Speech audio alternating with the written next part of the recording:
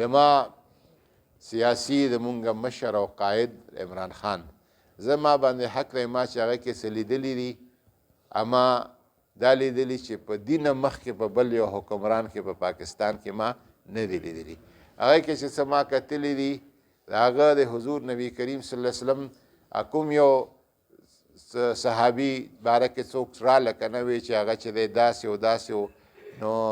ولکن کان یحب الله ورسوله چې د هغه د الله او د رسول سره مینه وه شراب څکلي وو